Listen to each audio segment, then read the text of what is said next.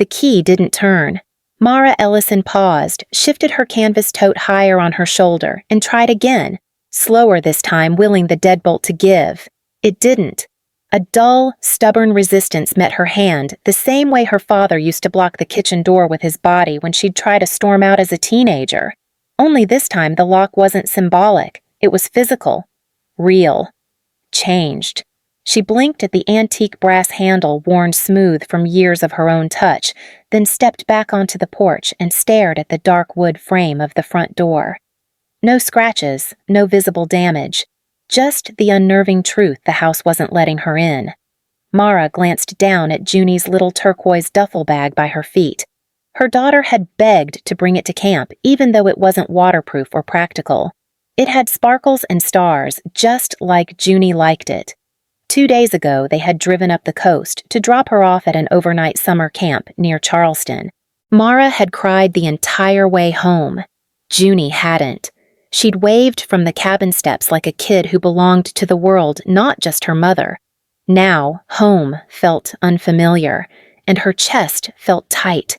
She walked off the porch and around the side of the house, brushing past the hydrangeas she'd planted with Junie last spring.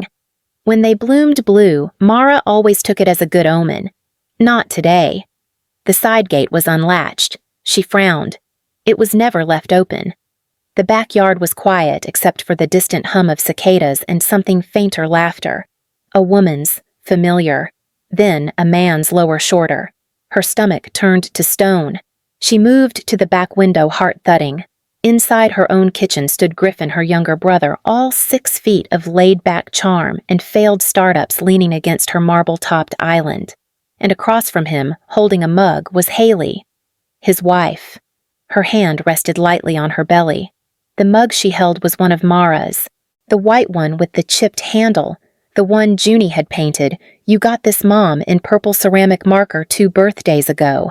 Mara stumbled back a step, her heel catching on the flagstone path. She gripped the edge of the window to steady herself. She didn't knock. Not yet. Her brain scrambled to make sense of it. Griffin and Haley lived in a rented condo across town, small, cluttered, and overpriced. They'd never liked her house. They'd called it too moody and haunted chic. So why were they here? And why did they have keys? She tried the back door. Locked.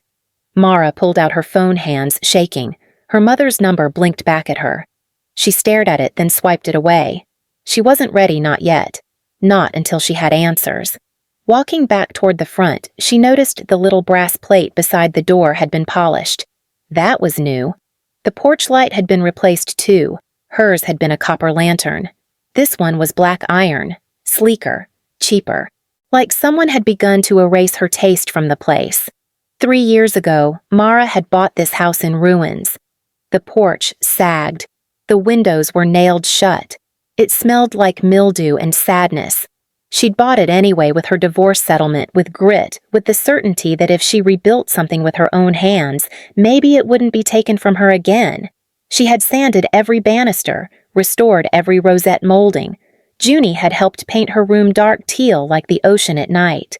It had taken everything Mara had left after the custody hearings, but it had become home, for both of them. And now the lock had changed. She was about to knock when she heard Haley's voice through the open kitchen window. "I told you," Haley said, gently stroking her belly. "It already feels like home." Mara didn't breathe. She didn't move. The words hit her like ice water down her spine. Her hand hovered just above the door. Not shaking now. Steady, controlled. Mara Ellison, 38 years old, architect of homes long forgotten by the rest of Savannah, had never run from confrontation. Not in court. Not during her divorce. Not when Junie had cried through nights missing a father who only sent postcards. She had stood through all of it. But this was different. This was her sanctuary. And someone had changed the locks. She finally knocked. Firm. 3 times. Inside, the laughter stopped. The door opened like nothing was wrong, like it was still hers. Griffin stood there in socks and a t-shirt that said "Number 1." Dad a joke, surely, considering the baby hadn't been born yet. His sandy hair was longer than she remembered, and he looked like he hadn't shaved in days.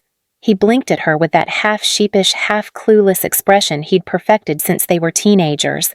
Behind him, the kitchen was spotless. Too spotless, like someone had been preparing for company. "Mara," he said, almost surprised. "Hey, you're back early." "I wasn't scheduled to be gone forever," she replied, stepping inside without waiting for an invitation. The air smelled like vanilla and lemons, Haley's signature scent. The scent that didn't belong here. Griffin scratched the back of his neck. "It's just temporary." Mara turned to face him. "What exactly is temporary?" He gestured vaguely toward the house, the walls, the floor beneath them. "This. Us being here." "Mom and Dad said Mom and Dad." Her voice tightened, and as if summoned, the front door swung open again. Karen and Walter Ellison stepped into the hallway like a Broadway entrance carrying a tray of muffins and a reusable bag of hand towels. Her mother's face lit up in that too bright way that always made Mara feel like she was missing something obvious. "Oh, good you're here. We were going to text you but thought it'd be nicer to surprise you in person." Mara folded her arms. "Surprise." Her father offered a nod, more cautious. "It's just for a little while, sweetheart. Griffin and Haley needed some space. The baby's coming soon and you've got, well, this whole place to yourself most of the time." Mara stared at them, then at her brother. "So you all decided that while I was gone, you'd just move in." Griffin raised both hands. "We didn't touch your room. And it's not like you and Junie don't travel all the time anyway. It's not permanent." Mom said. Mara cut him off. "Stop saying Mom said like it's legally binding." Karen clucked her tongue and walked past her, setting the muffins down on the counter. "This is what families do, Mara. We help each other. You have space. Griffin and Haley don't. That doesn't make it your space to give away." Her mother glanced back at her. "You're always so possessive, so rigid. You live alone with a child. Griffin has a growing family." Mara flinched almost imperceptibly, but it was enough. The comment landed. There it was again, the quiet judgment wrapped in practicality. The implied hierarchy: wife, husband, baby sacred. Divorced woman with a child provisional. She walked down the hall toward the guest room before she could stop herself. The door was ajar. She pushed it open. It wasn't hers anymore. The walls had been painted a soft mint green, still faintly smelling of fresh latex. The vintage dresser she'd refinished with Junie now held a small white noise machine and stacks of swaddling blankets. The bookshelf where she kept travel guides was now lined with parenting books and a framed ultrasound photo. In the center of the room stood a crib. New, glossy, expensive-looking, and above it in hand-painted wooden letters hung a sign, "Baby Ellison." Her breath caught. This had been Junie's playroom, where her daughter built forts out of quilts and cardboard, where she kept her rock collection and wrote "No boys allowed" on the closet door with sticky notes. Gone. Replaced. She backed out slowly, turning to face her family. "Did any of you think to ask me?" Once her mother pursed her lips. "Mara, we didn't think you'd mind. You've always been so independent." "That's not an answer." Karen stepped forward, softening her tone the way she always did when she wanted to pivot to guilt. "We thought you'd be glad to help.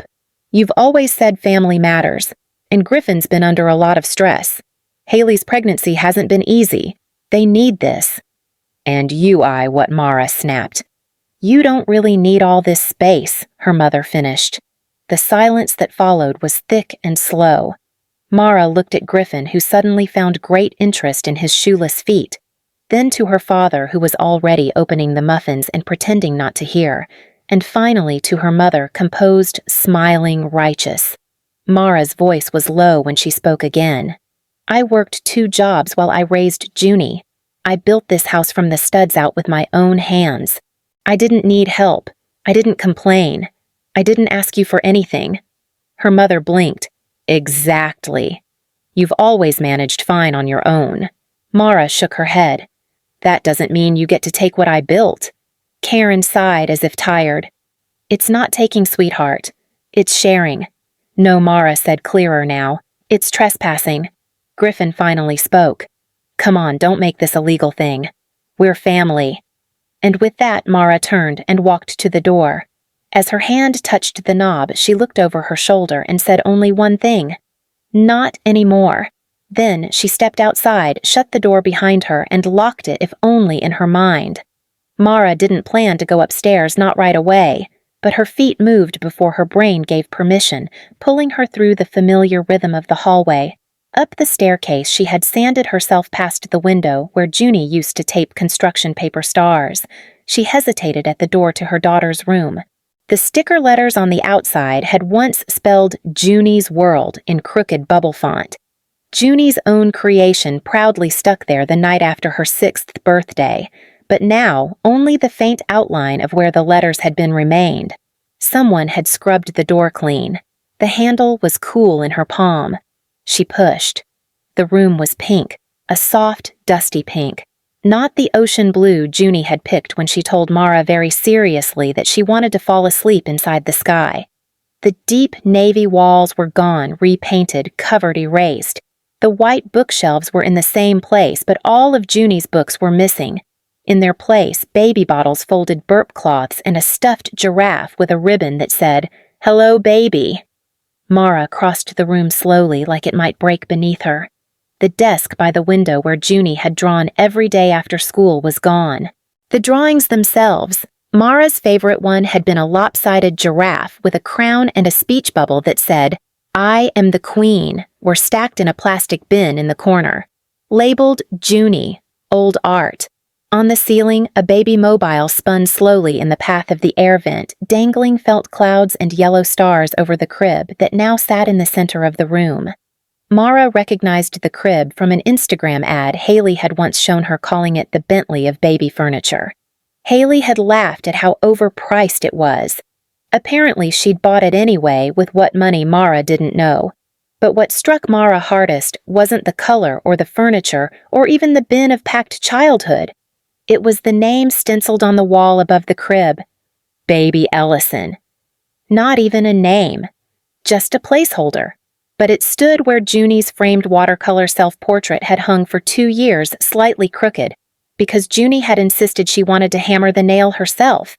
Mara reached out and touched the edge of the nameplate like it might confirm this wasn't real, that she hadn't left for 48 hours only to come home to find her daughter's existence boxed and pushed aside for a child who hadn't even been born yet. She closed her eyes and memory swept her backward. It was year 1 after the divorce.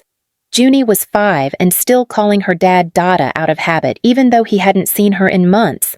Mara had been gutting the 2nd-floor bathroom when the floor gave way, and she fell partway through the drywall. Her wrist had been bruised for a week, her pride longer.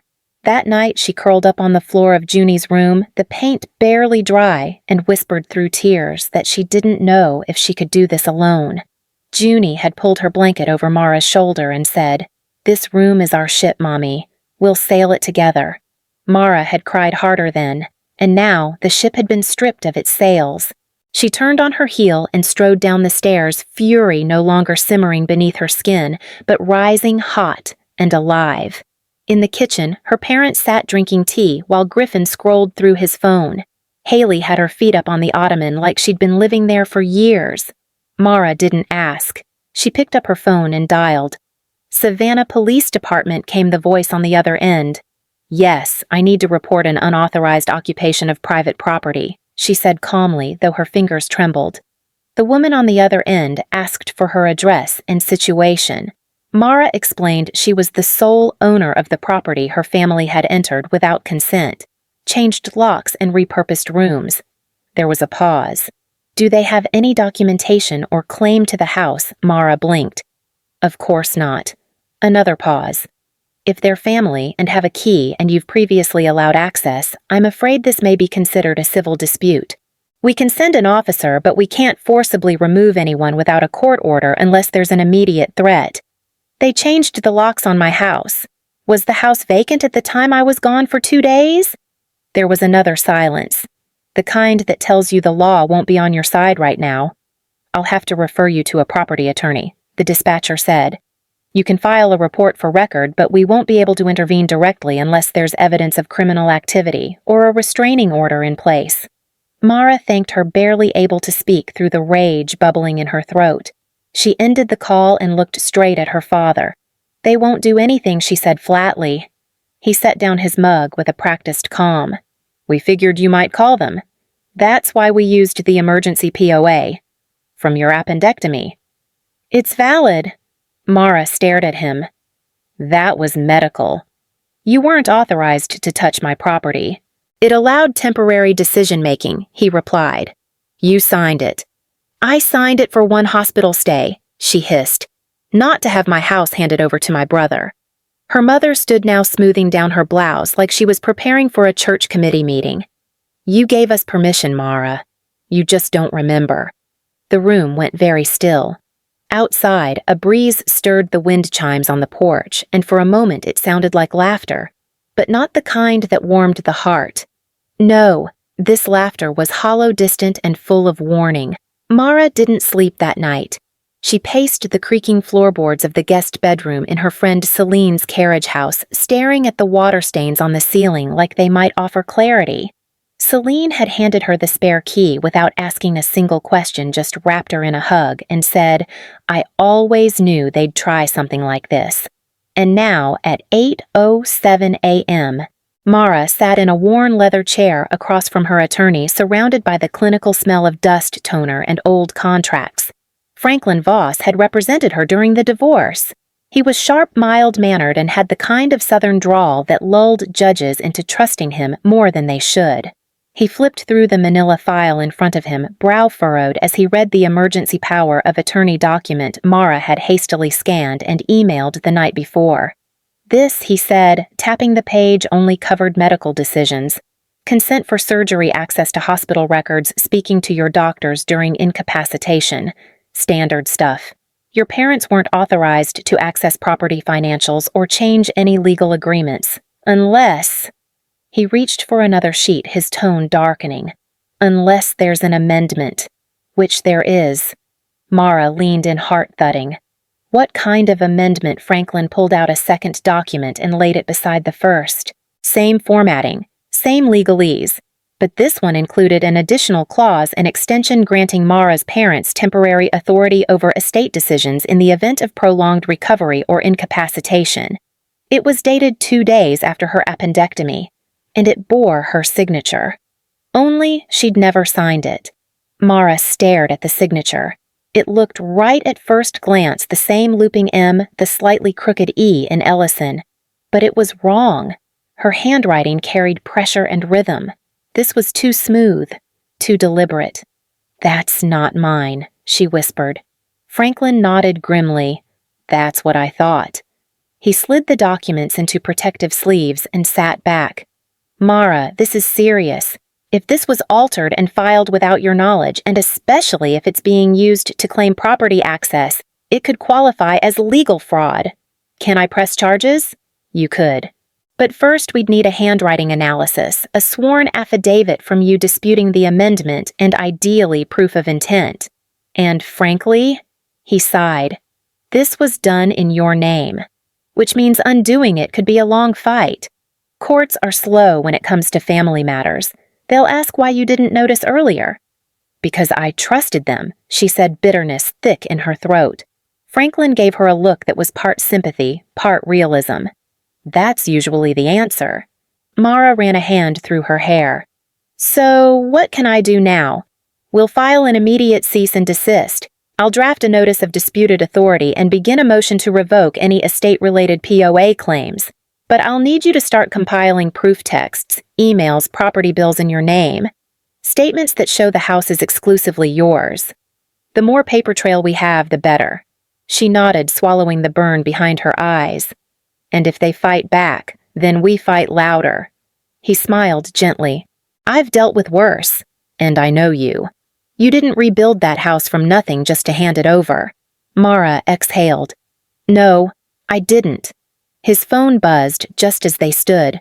Mara reached into her bag to grab her planner when her own phone vibrated. Junie, camp call. The notification flashed. Mara's stomach dropped. She stepped into the hallway, answering with as much calm as she could summon. "Hi, sweetheart. Hi, Mommy." Junie's voice was bright and small, full of summer and sun and a trace of uncertainty. Did you find my dragon notebook? I think I left it under my bed. Can you mail it to me? Mara squeezed her eyes shut. The bed wasn't there anymore. The notebook was likely in a box labeled junk. Donate. I'll look for it, she said softly. How's camp? It's fun. But... Grandma called me. Mara froze. She did. Yeah. She said someone else is using my room now. She said it's okay because I'm at camp and the baby's coming and you said it was fine. But you didn't say that right. Mara's throat locked. She turned away from the window so no one in the hallway would see the tears already pooling in her eyes. No, honey, she whispered. I didn't say that. There was a pause. So is my stuff okay? Of course she lied because the truth would crack Junie in half. Okay, Junie said. I just didn't want the baby to think it was his room forever. Because it's mine. It's my ship. Mara bit her lip hard enough to draw blood. It's still your ship, Junebug. Always. Okay. Love you. I love you more. She ended the call and stood there, phone clutched tight, shaking. She had fought for custody with every dollar she had, held Junie through nights of fever and court orders, rebuilt their life, one tile, one cabinet, one paycheck at a time. She had never asked for help, not even when she needed it most. And now, because of one signature she didn't write, the life she built was slipping out from under her. But this time, she wasn't going to whisper or wait. This time, she was going to put it in writing. It started with a notification. Mara had turned off social media months ago, at least she'd thought she had. But while she was scrolling through photos of reclaimed mantles for a client, an alert popped up from the old Facebook account she hadn't deleted. Just muted. Just enough to forget. Haley Ellison shared a post. The caption was brief, emotionally loaded. I'm 6 months pregnant and just want a roof over our baby's head. Some people care more about square footage than blood. Family should mean something. Below it, a photo of the front porch Mara had spent 2 months restoring her house, bathed in soft afternoon light. Haley sat on the steps, one hand on her stomach, a knitted throw around her shoulders. Griffin stood behind her, all golden hour humility. The comments multiplied by the minute. Some sisters are just bitter and broken. She should be ashamed. That house has more than enough room. You don't evict family when there's a baby on the way. Mara stared at the screen, frozen. They had turned her house, her life, into a morality tale. And in this version, she was the villain. Cold, unyielding, selfish. The photo had over 400 shares by noon. By 2 p.m., her phone vibrated non-stop with texts. From her Aunt Lila. Just let them stay, honey. Babies need peace, not tension. From Cousin Jonah, whom she hadn't seen in years. It's not worth the fight. You'll feel better if you do the right thing. And one from her own grandmother. Her grandmother, who once called Mara the little lion for fixing her porch steps at 16.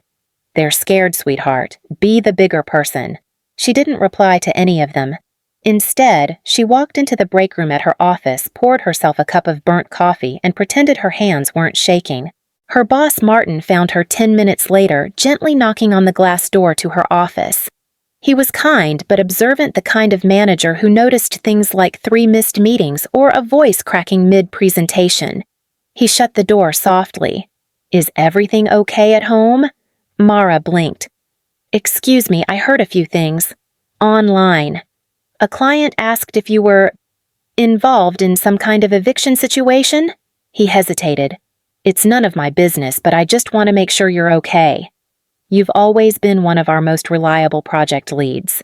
The words reliable and eviction did not belong in the same sentence.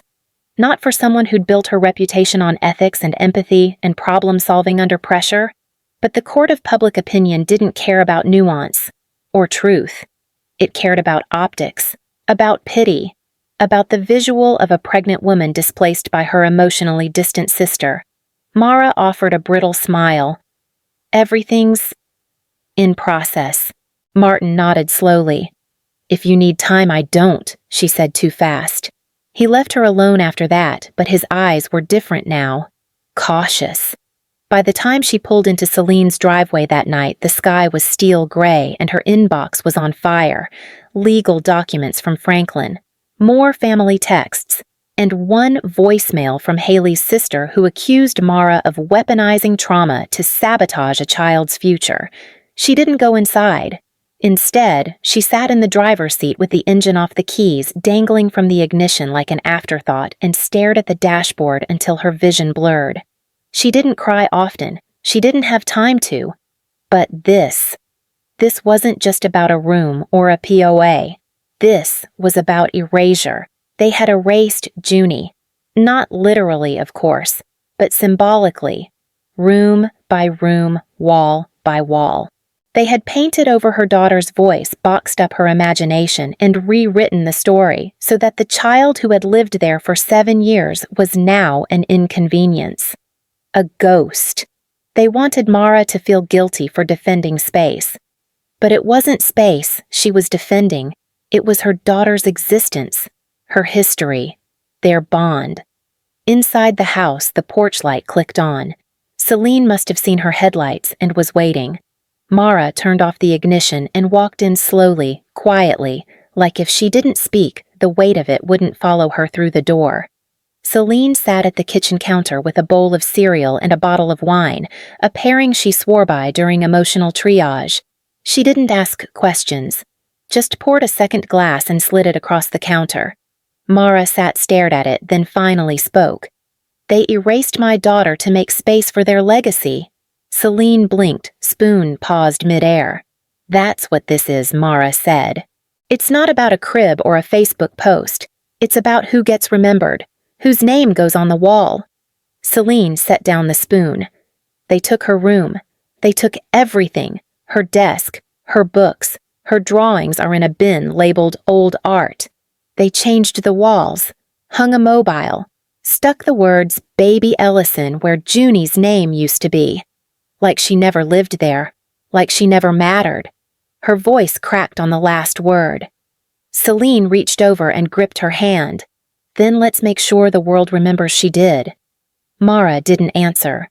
But in the silence that followed, something shifted, not in her mind, but in her bones. She wasn't done. She was just beginning.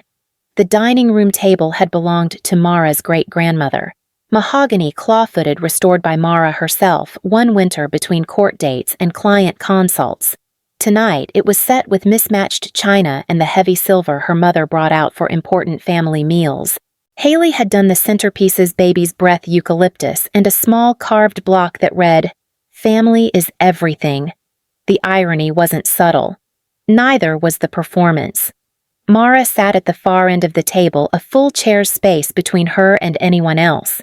Her parents sat across from Griffin and Haley, who dabbed at her eyes like a well-practiced Southern belle. Someone had made pot roast. No one was eating. She didn't want to do this here, not around meat and forced pleasantries, but this was the only time they were all in one place without Junie or witnesses or lawyers. Just them. Just truth. "I want you out of my house," Mara said, voice steady, clear. Forks froze. Griffin leaned back like she'd accused him of theft. Maybe because she had. "Mara." Her mother started already in that soft, scolding tone she used in grocery stores and funerals. "No," Mara said. "This isn't a discussion. It's a line." Her father, ever the diplomat in pressed shirts and polite disdain, cleared his throat. "You've always had a flair for drama." She turned to him, jaw tight. "Is this dramatic, wanting my own house back?" He met her eyes without flinching. "You've always chosen yourself. First with the divorce, then moving to a city like Savannah instead of staying near family. Now this. Choosing property over people." Mara blinked. "You mean choosing survival?" "No," he said, calm as ever. "I mean selfishness." Griffin jumped in voice higher than usual. "You don't even need that much space, Mara. It's just you and Junie. We're a growing family. Then grow somewhere else." "Do you even hear yourself?" Haley's voice cracked mid-sentence. "This baby, your nephew, is going to grow up without a home because of you." Mara stared at her, the table, the stupid centerpieces. Flashback. She was 19. Her beat-up Civic paid for by 2 years of tutoring and weekend shifts parked in front of a 7-Eleven with the driver's side caved in. Griffin, 15 at the time, standing beside it with a scraped elbow and a story full of holes. He'd taken her keys without asking, gone joyriding with his friends, and smashed into a parking pillar. Her parents had driven up, stared at the wreck, and turned to Mara. "You should have been more responsible," her mother said. "You didn't teach him how serious this is," her dad added. She had paid the deductible. Griffin didn't lose so much as his video game privileges. Back at the table, Mara inhaled once slowly. "You say I always choose myself," she said. "But what you mean is I don't choose you, your expectations, your definitions of worth, your fragile image of family that only works if I stay silent and give up what's mine." Haley sniffled loudly. "We're not the enemy, Mara. We're just trying to raise a child." Mara's hands clenched in her lap. "That house," she began, and her voice wavered for the first time, "isn't just wooden walls. It's 3 years of rebuilding after my ex drained our savings. It's tile I laid while Junie slept beside me on the floor. It's the first space in my life that no one else designed for me. I didn't just restore that house, I restored us. And you," she looked directly at her parents, "then Griffin, you walked in and erased that like it meant nothing. You boxed up my daughter's memories like junk mail. You replaced her name with a fetus who doesn't even have a crib in your own home." There was silence. And then her mother, quietly, as though reasoning with a wayward child, said, "It's just a room, Mara. It's not like we threw Junie away." Mara's lip curled. "Did you ask her how it felt? Did you call her before you changed the walls? Before you told the world I was some bitter old woman hoarding space from a baby?" Haley looked like she might cry again. "We thought you'd understand." "I do understand," Mara snapped. "I understand exactly what you did."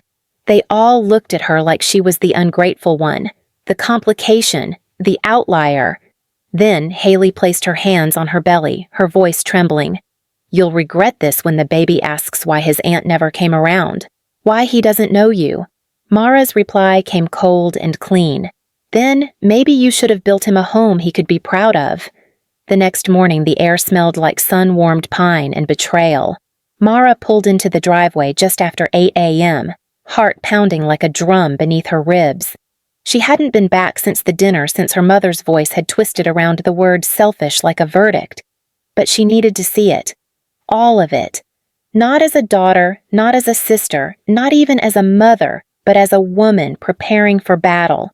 She parked by the side gate, avoiding the main entrance, and let herself into the garage with the keypad code, only she remembered to reset every few months. As the door creaked open, light spilled in over boxes stacked in uneven towers. Her boxes. She recognized them immediately, brown cardboard with her scribbled Sharpie labels from when she'd moved back into the house after finalizing the divorce. Junie's room, one read. Another crafts and paint supplies. They'd been shoved to the far corner, dust gathering around them like relics of a past someone had decided was no longer relevant. She knelt and opened the top box. Inside, Junie's hand-drawn storybook from Kindergarten the Dragon with 2 moms. Pages bent, glitter smeared. The corner had a muddy footprint. The next box held her daughter's framed photos, the small lamp shaped like a moon, and the stuffed polar bear Mara had driven 3 hours to buy after a tough dentist appointment. Behind that, rolled and cracked from pressure, was the mural Mara and Junie had painted together, her daughter's version of the Savannah marshes, dotted with imaginary creatures only a 7-year-old could dream up. And then, in a shallow crate propped behind the rest, was a bundle of crumpled drawings, torn edges, thumbtack holes, folded in half with creases like scars. She pulled one free. A crayon sketch of their house, Junie standing beside it with the word ours written in shaky block letters. Mara stared for a long time, then pulled out her phone.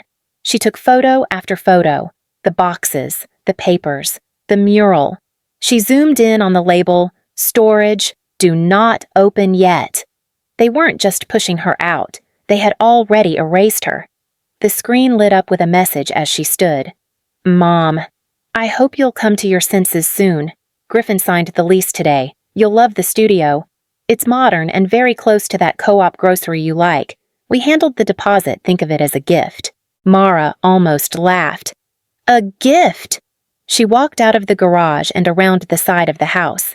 The backyard was immaculate trimmed and weeded the garden she planted with native perennials now overrun with Haley's potted succulents. There were wind chimes by the porch steps, new cushions on the swing. It was like she never lived there.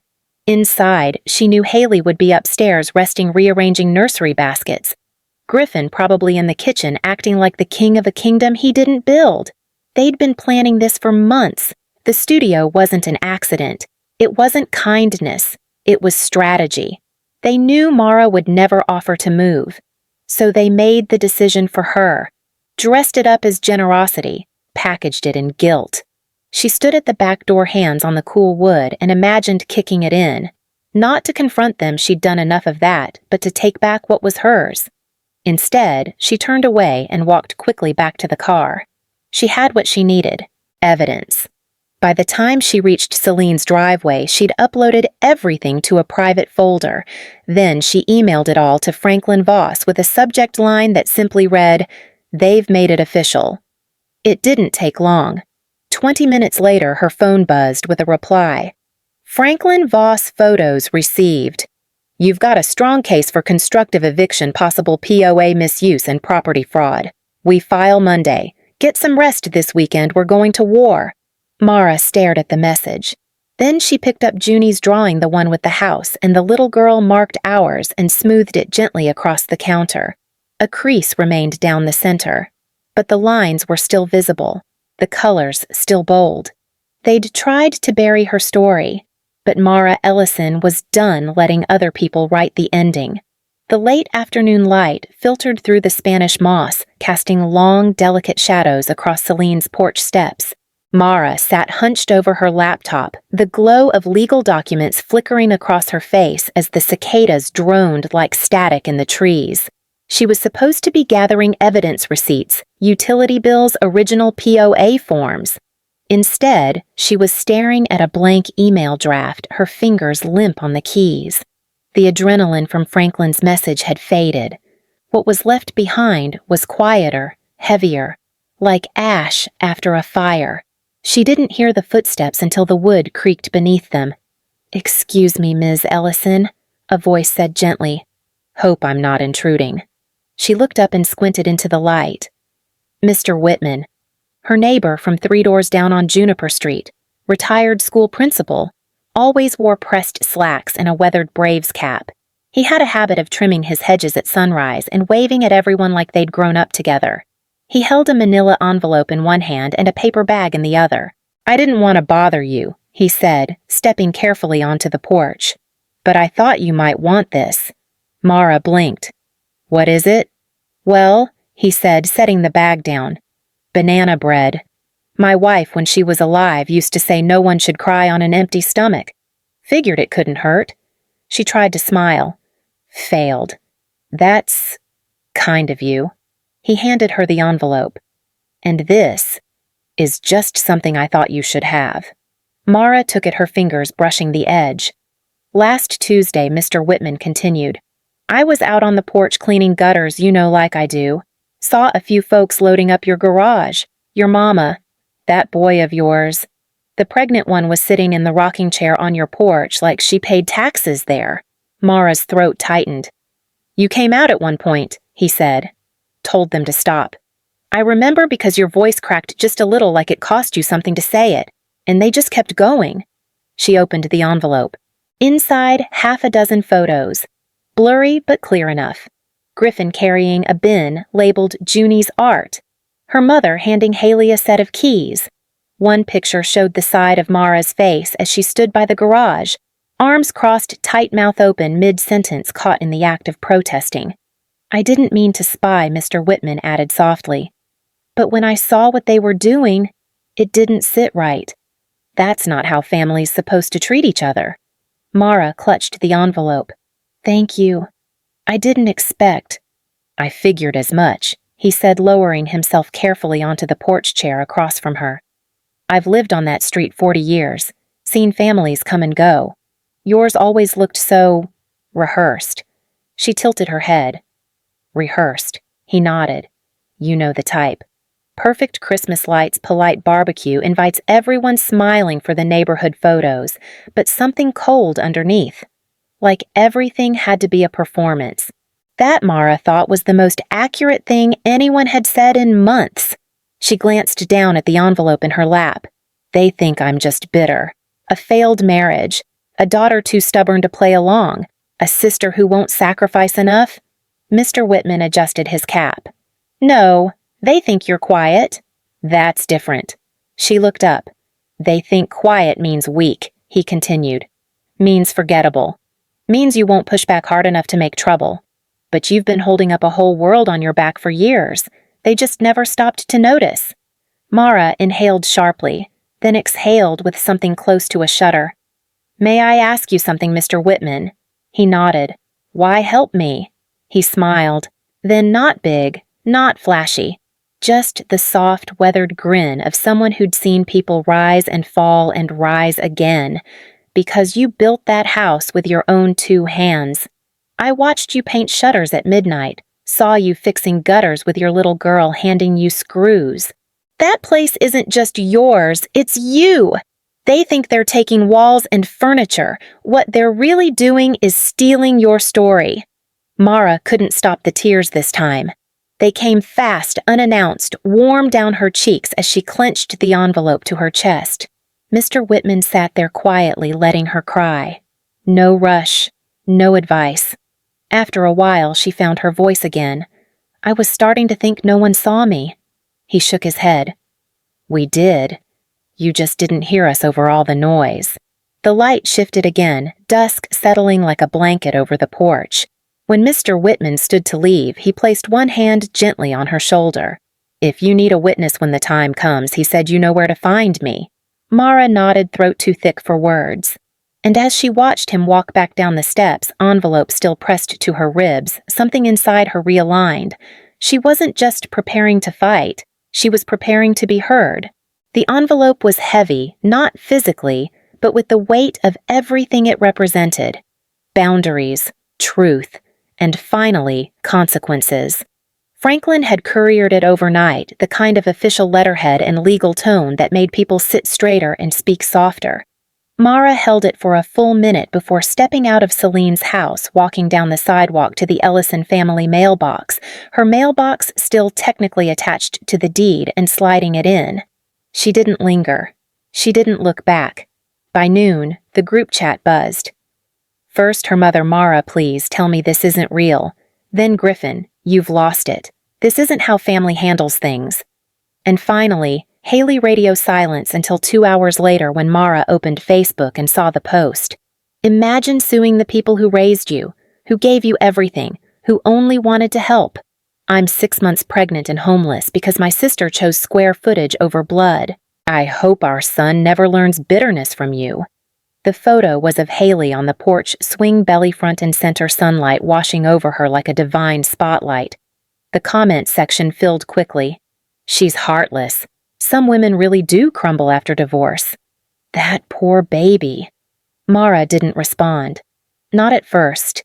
Instead, she sat at the edge of the bed she was borrowing in Celine's guest room laptop, open beside her phone, warm in her hand. She stared at Junie's folder of scanned artwork, scrolling past mermaid castles and marsh dragons and hand-drawn maps of imaginary cities. And then she found it. The handprint. Junie had made it in first grade. Red paint on a canvas, her name spelled in careful block letters beneath it. Mara remembered the day clearly. Her daughter had come home beaming, waving the picture like a flag. It's not just a hand, she'd said. It's my mark. Like a stamp that says I live here. Mara uploaded the photo. Caption, this is her home, not your nursery. She hit post. It didn't go viral. It didn't explode. It simmered, quietly, like a pot left just long enough to boil. And then came the messages. A DM from a former client. They did the same to my aunt. Stay strong. A comment from a neighbor. I watched you rebuild that house one window at a time. You deserve to protect it. Then another. And another. Thank you for speaking up. My sister tried to evict me after my divorce. I thought I was crazy. It's not about a house. It's about being erased. By midnight, Haley's post had more sad emojis than hearts. The tide had shifted not because Mara had shouted louder, but because she finally spoke in a voice that was hers, not filtered through shame or silence. Franklin texted the next morning. Franklin Voss. They have 72 hours to respond. If they don't vacate or issue a formal retraction, we file in Chatham County. Based on their online posts, we now also have a defamation angle. Mara read the message while sipping lukewarm coffee on Celine's porch, the photo of Junie's handprint now pinned to the top of her profile. Her mother hadn't responded. Her father predictably had gone silent. But Griffin had texted once just one sentence. "You'll regret this when no one comes for Christmas." Mara stared at it for a long time, then deleted the message. Because Christmas wasn't about people who showed up once a year to take photos and pass judgment. It was about the ones who stayed, who held your hand when everything cracked, who painted stars on ceilings to make the dark feel smaller. That night, she framed the photo of Junie's handprint, set it beside the front door at Celine's place, a placeholder, until they went home. It wasn't loud like Mara imagined it might be. No shouting, no broken glass, no screaming accusations hurled across the porch. When Griffin and Haley left, it was quiet.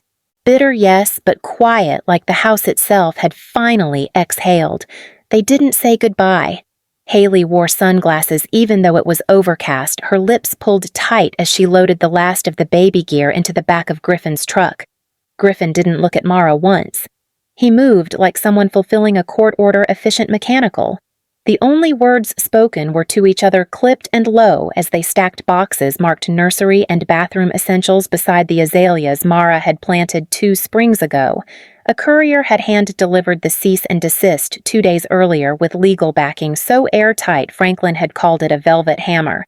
The document had demanded immediate removal from the premises, cessation of online defamation, and restoration of Mara's full property rights. It worked. They hadn't fought it. Not openly, at least. Maybe because the letter made it real. Maybe because the internet wasn't as sympathetic as they'd hoped.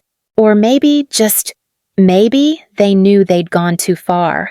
Mara watched from across the street in her car engine idling low. She didn't want to be on the porch when they left.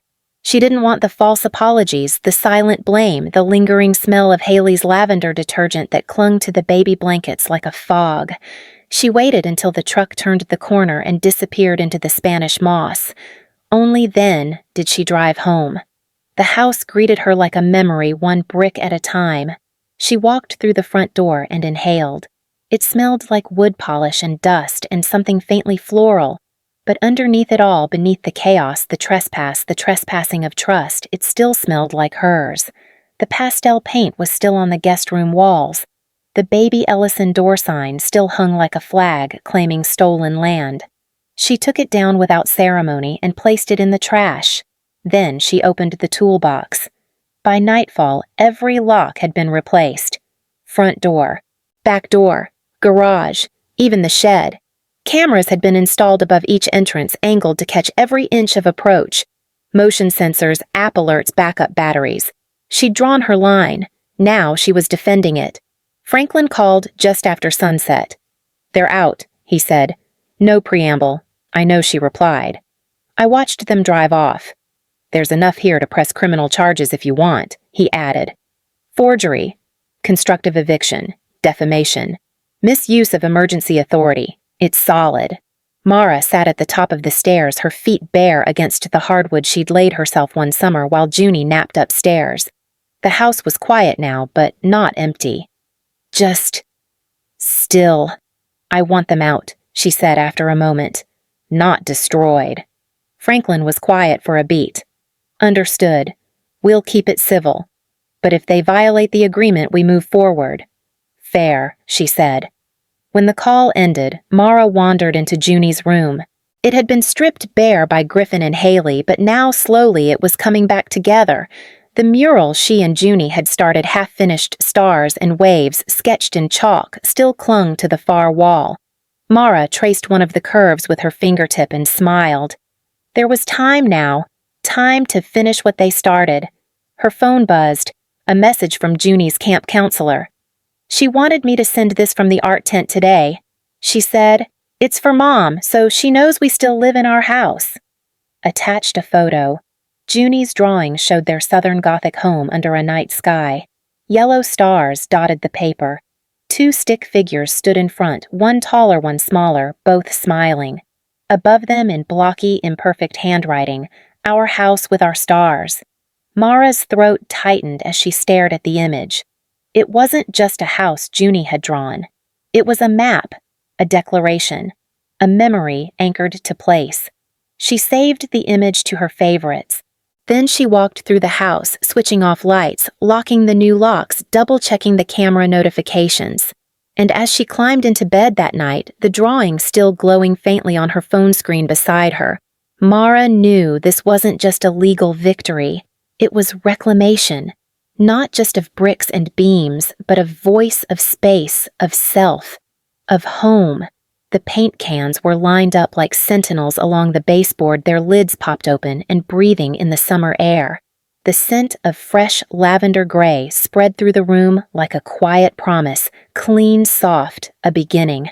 Mara stood barefoot on the drop cloth, a roller in one hand and her other resting on the door frame. Behind her, a box labeled Junie. Bedroom sat half open, its flaps pushed back like wings. Good call on the color, said Elena, the painter Mara had hired. Middle-aged, no-nonsense, and with paint specks permanently tattooed onto her forearms, Elena moved with the ease of someone who didn't rush the work. It's calm, but not sad. Mara smiled faintly. I didn't want it to feel like a reset.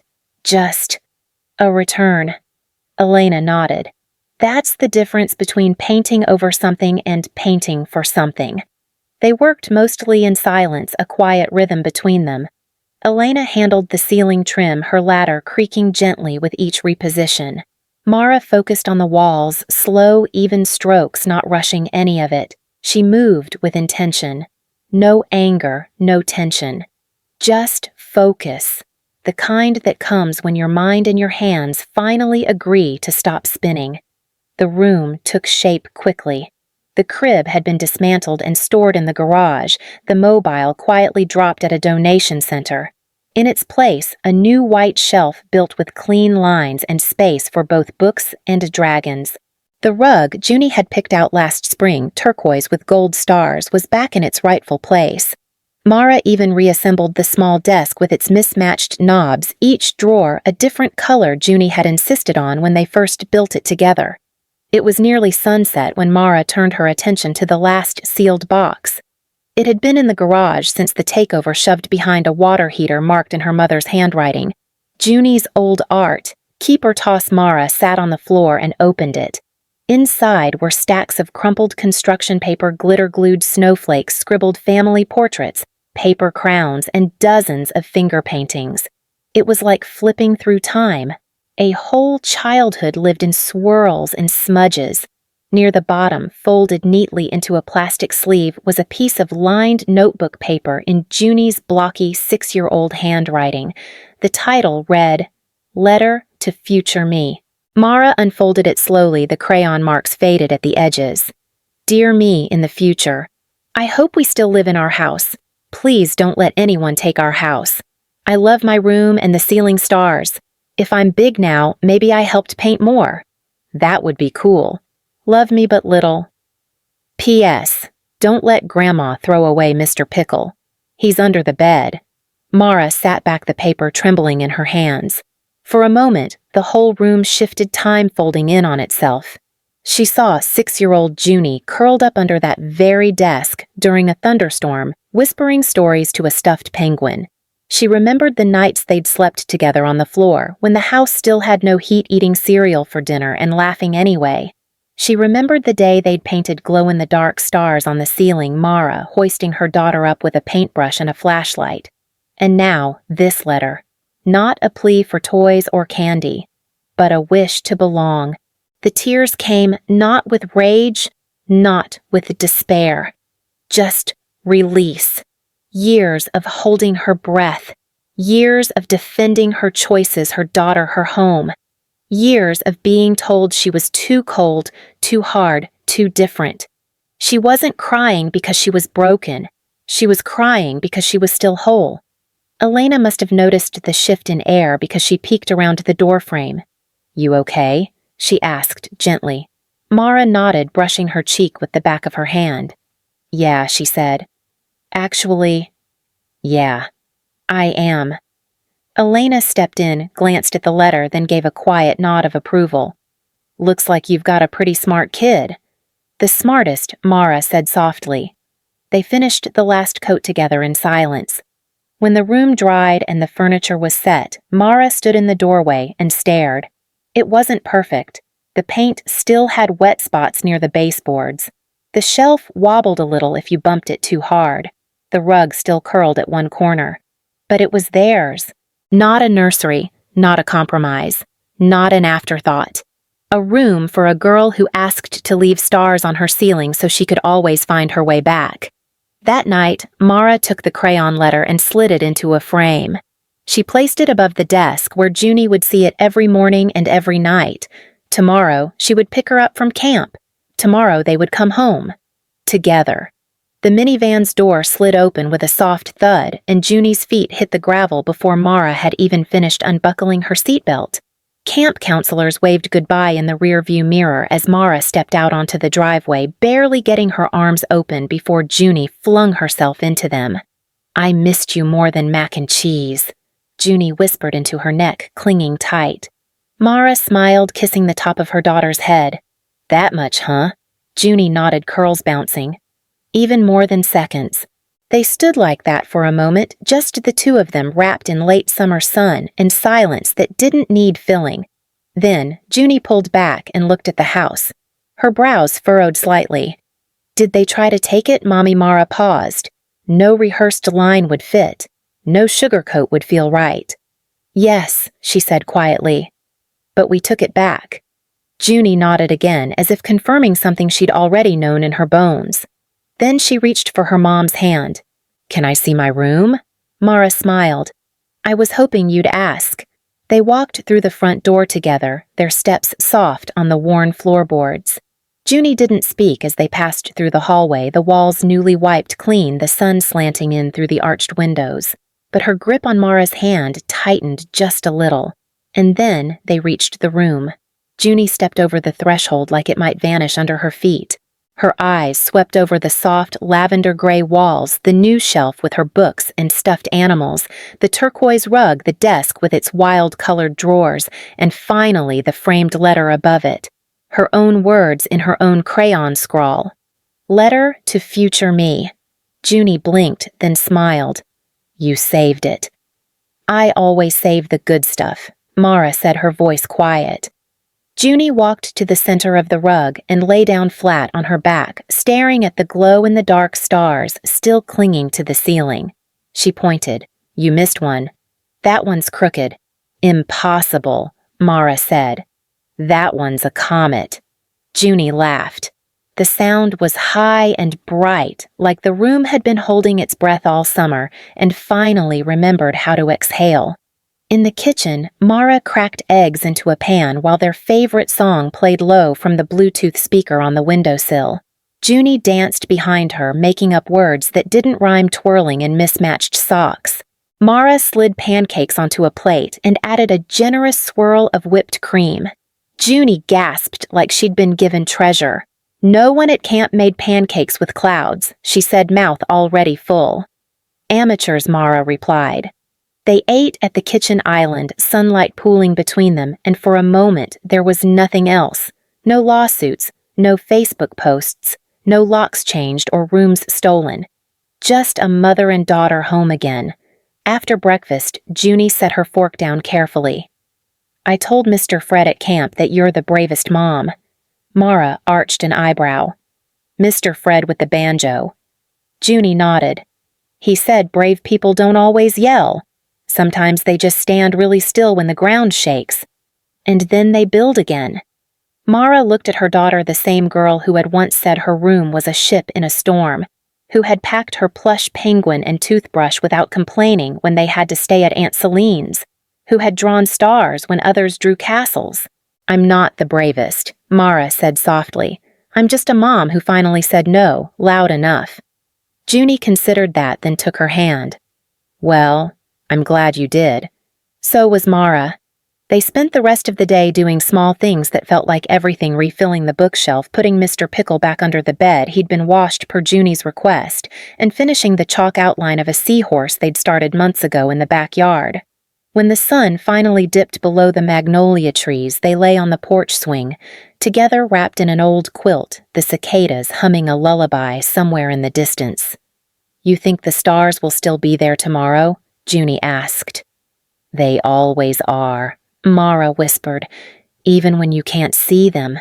And in the quiet that followed, she knew this house wasn't just wood and nails. It was a promise, not that life would always be kind, but that they would always, always return. Together. The autumn sun filtered through the magnolia branches, dappling the back garden in soft gold. A folding table held iced tea notepads and 3 well-worn sketchbooks.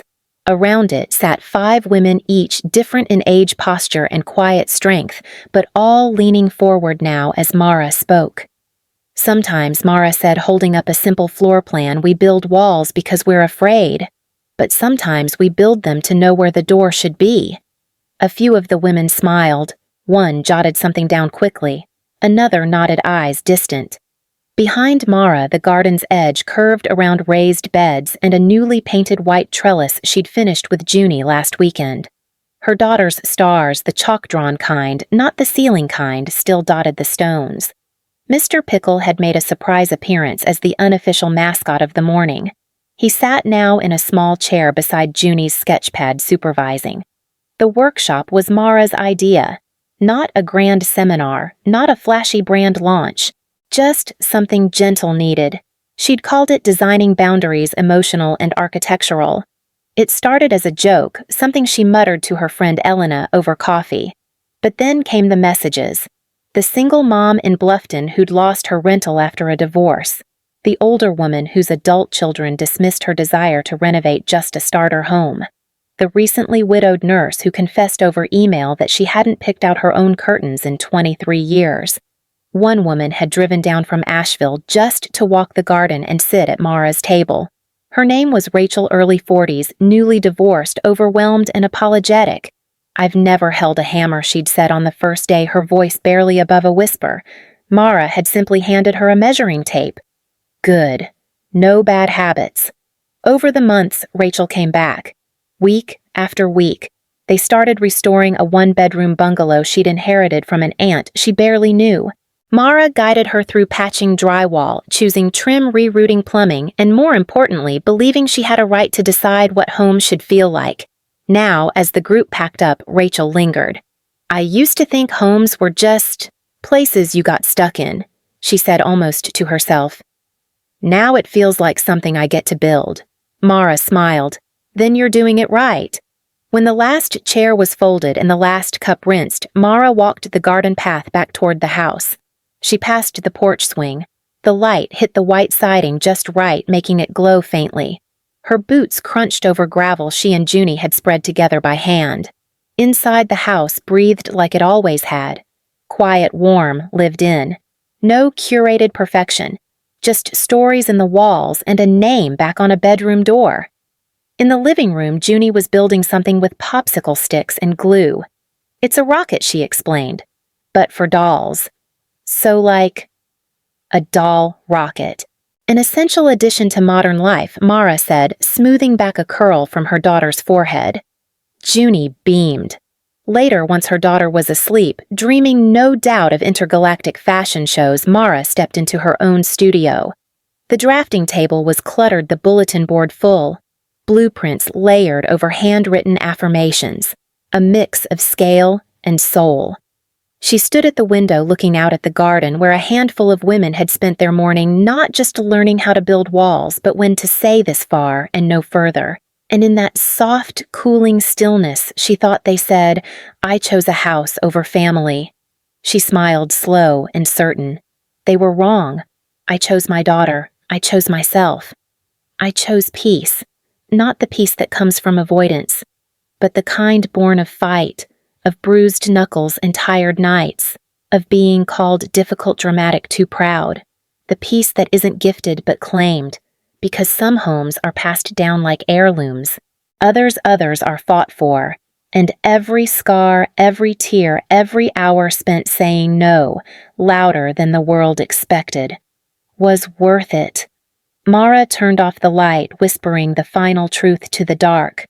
Some homes are inherited, others are fought for and worth every bruise.